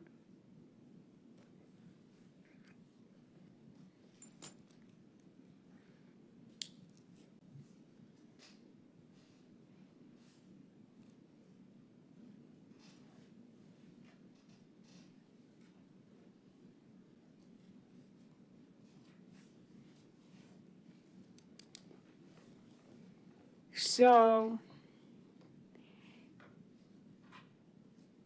he's questioning staff, okay. Staff was, there was only one staff member there besides the assistant city attorney. Okay, so, and the assistant city attorney said nothing. So Dwight Sievers, he asked staff if the city of Titusville has jurisdiction over land use and zoning. Well, he knows very well what the answer is. And Mr. Quintas said yes. And then Mr. Quintas said that the conservation land use does not control the filling in of wetlands. Seems like Well, Can we fix that? That seems like a fault. I don't think it's true. Oh, good. Because the conservation land use says that you can only have 1 unit per 5 acres in wetlands. Right. But, I mean, so, But if you're 5 acres. but you got the permit, so in that sense, the conservation, what's controlling the filling of the wetlands should be not only a water management district, but his land use and zoning as well. His land use, which he had conservation land use. And he shouldn't have been able to fill those in. But he figured if he got a permit, he'd try it. And then he filled them in, and they're no longer wetlands, so. Now, he says that, Gabriel said that one of the objections that has been raised in the past is that land use cannot be changed in conservation areas until the wetlands are filled. Well, this is the rationale that was going on there. And, you know, staff was in the mix. You can read that, it's kind of strange. Lily, I'd like to know what staff's opinion is on filling small wetlands. Is this something that we can reasonably control and manage within our conservation, through our comp plan? I think that's where what Mary's getting at. That's Yeah, what I'm thinking. that's not the topic for tonight. Oh. We have to finish the future land use first. Okay, Because Sorry. that's not, you have conservation. 5 minutes, yeah. that's why I'm saying. Okay, so, anyway, so Mr. Severs, he's mad. Chairman Severs said the rationale seems to be to fill in the wetlands so the land use and zoning can be changed. Well, he's right in target. The guy's totally right. Mr. Severs says he's never seen this done this way. And then, he says, typically you would apply for the land use and zoning you would like on the property before you get any permits. So that's the overall thing. You get the land use and the zoning, and then you go get the permits. And when you apply for a permit, you have in mind something that's compatible with the land use and zoning. Right? In theory. Yeah, okay, he said typically you would apply for the land use and zoning you'd like on the property before you get any permits. Now, interesting that the applicant said he agrees. He has never seen this done this way before. It's always done up front. And the applicant said, this is why it was spelled out on the plan, because it was always done up front before development started. So in other words, they doing something a little roundabout. Okay, and then Dwight, he says, he does not understand how the permits were issued. What he means is the permits by Titusville to, the site plan stuff and stuff like that, the permits for that. He said, without the correct land use and zoning. Chairman Severs said, as he understands that the city of Titusville still controls land use and zoning, and he said if the city of Titusville thinks that an area should remain wetlands and conservation because it meets the criteria of the comprehensive plan, then the city has a right to say that whatever the St. John's Water Management District says. So in other words, the city's gonna weigh in, it's got a decision, and then the water management's gonna weigh in, and only what is okay in both is gonna work. You can't, it's not just the St. John's decision. So I think that there is a lack of clarity with regard to what this last sentence means, because it seems to imply, as Gabriel said, that the allowable impacts shall be based on what the regulatory agencies say. But that's not true because there's something missing.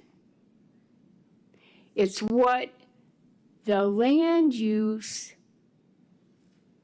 any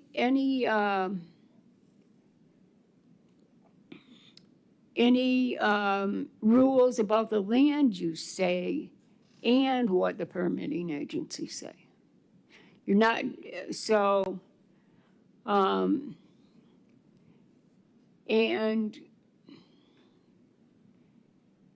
you know, I think there's been a little wavering from time to time by staff about how to interpret this particular language that got dumped into the plan in 2010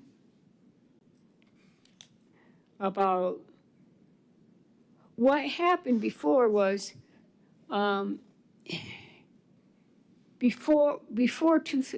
well, I don't know if I want to go there right now. Anyway, things got changed in 2010. And it's been, you know, I mean, I've been talking with Brad since. What changed? The future land use plan or? Yes. Okay. Yes, that changed. And then what happened was after they changed, you know, through a comprehensive plan amendment to the state, they changed the future land use element, the conservation land use regulations, okay? They changed them. Okay. They tried to change the conservation element language, and it was too much for the state to stomach. So they said no, and the city backed off and put their old conservation element language in there, but it didn't match the new future land use element, conservation land use language. So there's a mismatch. Right. And that's what we're dealing with. That's where the confusion arises with regard to, you know, what role the regulatory agencies say. And what happened, oh, I've gone over 7:30, but I'm just gonna make one little statement.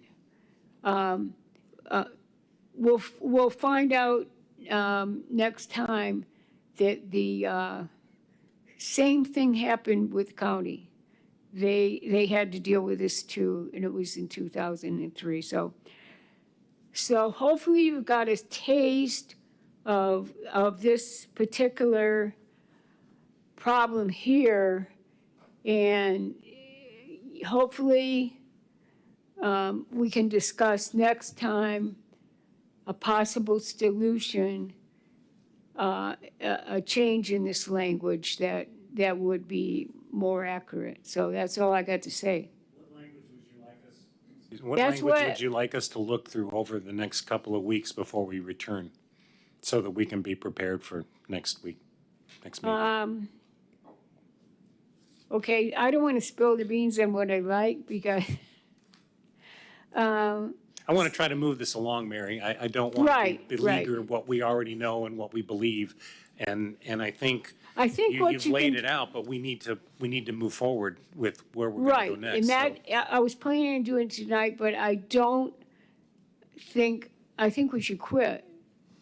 Unless you want to see it. I mean, I'm glad to present it and that I think what he wants to know, is there a particular section of the The flume? flume that you want us to study before review? the next meeting? Okay, I think I got it right here. It's the last sentence that we're studying. And then you can also look at the whole policy because the whole policy 1.16.4 is where we're going next. Okay, And what we're going to discuss next time is fixing up 1.16.4. okay. Because that verbiage in the first sentence, I have analyzed, different documents, and I think Brad feels this way too, that that first sentence is not necessary. We'll go through that next time. Okay, So I got a solution to this problem, and I think that,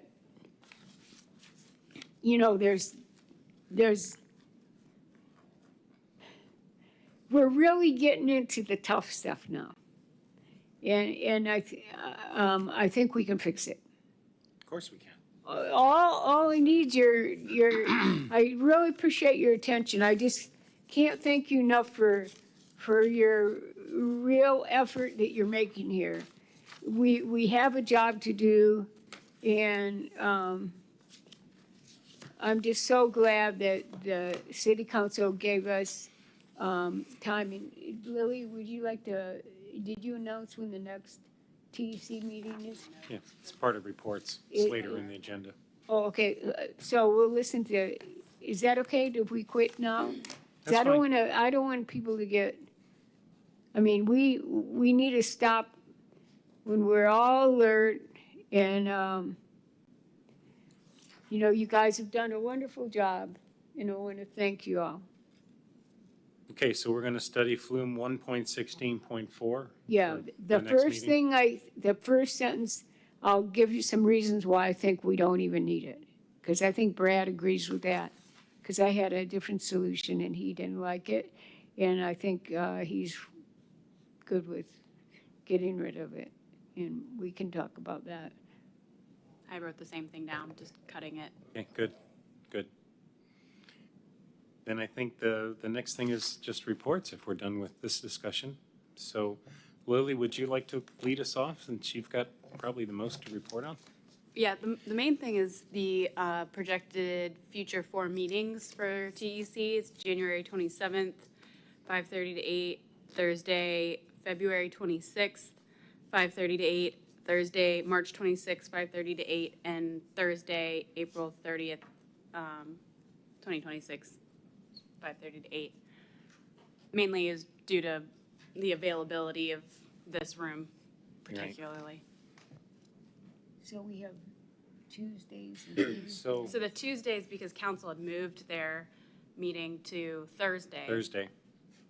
So we get Basically, the last Thursday, with the exception of this month, the last Thursday of every month every month. Okay, through April. that's wonderful. Put it on. Is that okay with everybody? I mean, this was proposed to us, so I assume so. I was just gonna ask if we need to vote on it, or is this just? This is part of Lily's report, so we don't really vote Great. on that. This is where she tells us what we're worth and. Yeah, you'll get an email. Other thing is the Florida Arbor Day event on Friday. That's, I'll be there. I'm sure members of TEC will be there. Yes, we As- should all be at the Pritchard House for Arbor Day, Friday morning, 11 o'clock. This Friday, yeah, yeah. We're going to be dedicating a tree for the 250th year Yeah, it's anniversary. hosted by the Pritchard House. It's at the Pritchard House, and the trees being donated by the Titusville Garden Club tree farm. And I will, working on a halftime report on the speaking of trees, urban forestry management plan. And that I do need help with getting more people to vote for that vision statement. One particular downfall that I've noticed is just lack of engagement overall in terms of people not filling out the surveys or, just from the public. It's been really I see. difficult. Pardon? Is there something we can do to If you could tell your friends, neighbors, Okay. HOA boards, if you're on them, groups, just direct them to the Urban Forestry Management Plan project page. There's going to be another community. I just don't want to go to council again and say like, oh, this has been Yeah, 3 lowly. people showed up. I get it. Can you send us all the links so we can forward that out to our groups and stuff? Okay. That Yep. would be, well, I'm sure we'll all do that. Lily, you and I have talked about this. Do you have access to all the HOAs in Titusville so that you can send them emails with like stuff like this so that they know and they can post it? So I did. The mayor actually organized a roundtable with HOAs and hit all their contacts, and I sent them that as well, along with a bunch of other stuff about sustainability as well. So I am trying, and I do outreach events we know. and social media. Yeah, I know. You get all credit. It's just a conversation you and I had a long time ago. Right, yes, and I did. I did see, I And it said, did come, so they do get notified. yes, Okay, they have thank been. you. What about the stormwater workshop? Yeah, that one keeps changing every day. Yes, that, yeah. It's changed again? Well, it was going to become a poster card of, this is what each department does, but wasn't taking any input from the people, like who were flooded. And that got rearranged at the last city council meeting, so they're going to. But is it still going on January Same day. 22nd? Yep, We all need to be there if we should possible. be there too, yeah. Yeah. January 22nd. And I would also highlight, speaking of other upcoming events, encourage you to register for the community conference in March, the Saturday, 7th. That's something I've been working on, one of my initiatives too, so come out. Okay, register for Lily's conference. So how do we do that? Where do we do that? I'll send you the link too. There's, Okay. it's online. Okay. Perfect. It's actually under the communities tab because it's not just community development. I've got like HR coming, public works coming, finances coming. So you can sit on like a budget hearing, sort of ask them about how city funding works. I got a lot of buy-in from this. Can we get funding for the TEC? You did this last year, didn't you? No. No? No, I did the sustainability awards, which I will be doing again. Okay. I'm going to try and push for that again this year. So that's going to come up in April, along with Earth Day and along with everything else. What day is that in March? March 7th is Saturday. Yeah. And it's just a morning, like sort of crash course conference style. You have different breakout rooms and led by different departments, fire, police. Get to meet all the directors, Yeah. That once you become a city council member, you can't talk to anymore. So the stormwater workshop on January 22nd is at 5:30 PM here, right, in the council chambers? Okay.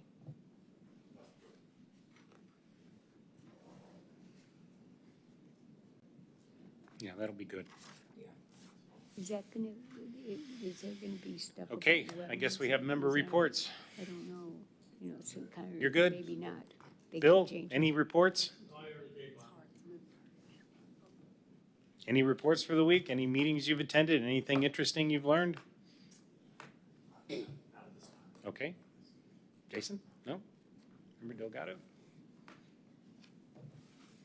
The city was kind enough and gracious enough to host the first county commission workshop for the Save Our Indian River Lagoon half-penny sales tax right here.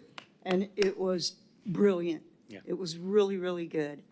And I really appreciate the city stepping up and letting us use this facility. The talks were good. It's on YouTube. I recommend that everybody look at it because the presentations were amazing, and you're going to learn so much stuff about the half-penny sales tax and all the accomplishments that have been made already, and there's going to be a big push. I think the county commission looks like they're going to go ahead and approve putting it on the ballot, so we're going to have to work really hard to get it passed again so that we can keep the improvements that are happening in the lagoon continuing. Absolutely. Beth Ann? No? No? Oh, my. Well, that just leaves me. Well, the city's Sorrel, the presentation here I thought was absolutely fabulous. I also attended the one down in Palm Bay Monday. Laura Lee, your presentation brought tears to my eyes. I remember, not as long as you, because I haven't been here that long, but I do remember growing up here and still seeing sawfish, short-tooth sawfish in the lagoon as a child. And it strikes me that many people here today, people who have come in the last 10 years or less, they see water, they see wildlife, but they don't know what it was, and they don't have an understanding of where we want to be.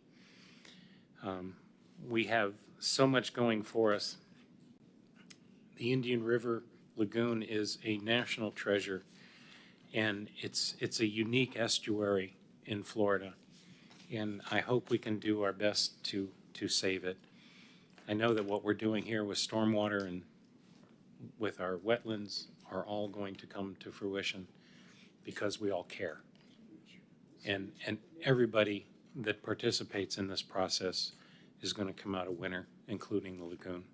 So If there's nothing else, I'll entertain a motion to adjourn. I motion to adjourn. Any second? Second. Very good. All in favor, say aye. Aye. I'll see you in a couple of weeks. Thank you all for your participation so much.